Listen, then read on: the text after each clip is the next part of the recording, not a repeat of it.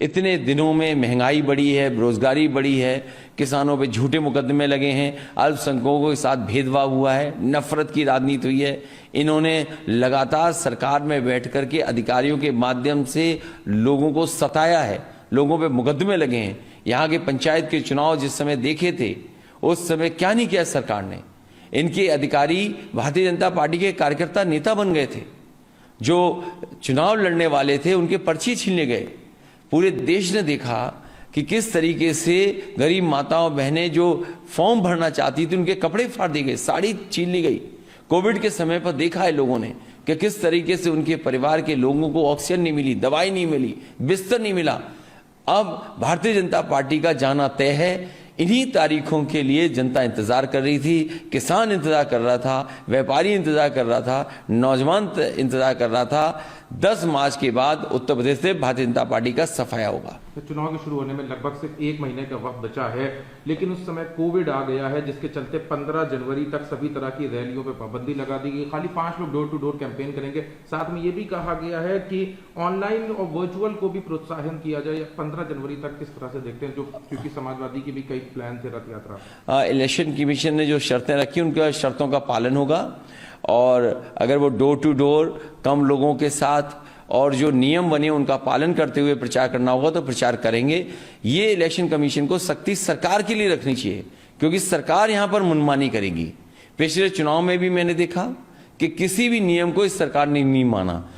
इसलिए election commission कम से कम ये निगरानी रखे कि सरकार में बैठे लोग उनके नियमों का पालन करें।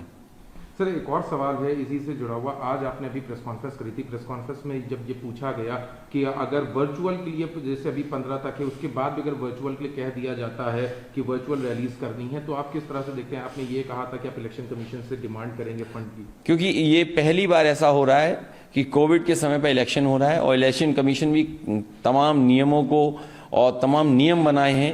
मेडिकल ऑफिसर्स, नोडल ऑफिसर्स बनाए गए हैं। डिस्ट्रिक्ट और अन्य जगह पर मेडिकल ऑफिसर भी नोडल ऑफिसर्स हैं।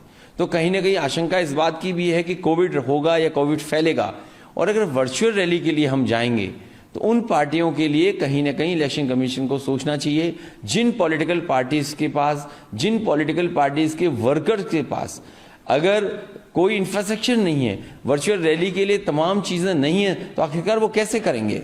इसलिए कहीं ना कहीं इलेक्शन कमीशन को कुछ तो सहयोग करना चाहिए, चाहे वो चैनल के माध्यम से विपक्ष के लोगों को समय ज़्यादा दें, फ्री में समय मिले। ये अगर इलेक्शन कमीशन चिन्हित करता है, निश्चित करता है, तो वर्चुअल रैली या वर्चुअल कार्यक्रम या पॉलिटिकल पार्टीज अपनी बात जनता तक पहुंचाने चाहेंगे तो ये कामयाब रहेंगे। सर, लेकिन ऐसा क्यों किया जाए? क्योंकि वर्चुअल का सहारा अगर बीजेपी भी लेगी, सारी पार्टीज लेगी, तो बाकी लोगों के लिए सॉफ्ट कॉर्नर क्यों उनको फंड की जरूरत पड़ेगी? मैं ये चाहता हूं कि सभी पार्टियों को मौका मिले, और इलेक्शन कमीशन ये कहे कि लोकतंत्र को मजबूत बनाना है तो सभी पॉलिटिकल पार्टीज के लिए बराबर से देखना चाहिए। मतलब बीजेपी पहले से इसमें मजबूत है? बीजेपी के पास पहले से बहुत इंफ्रास्ट्रक्चर है, वो सरकार में है। इलेक्शन बॉन्ड भी सबसे ज्यादा नहीं मिलते हैं। अगर खर्चा करने में सबसे आगे कोई है तो वो भारतीय जनता पार्टी है। इस तरह के इंफ्रास्ट्रक्चर में जो वर्चुअल रैलीज हैं, कार्यक्रम करने में हम लोगों ने तो देखा है कि किस तरीके से एड दिए गए हैं, सरकारी पैसे खर्च किए गए हैं,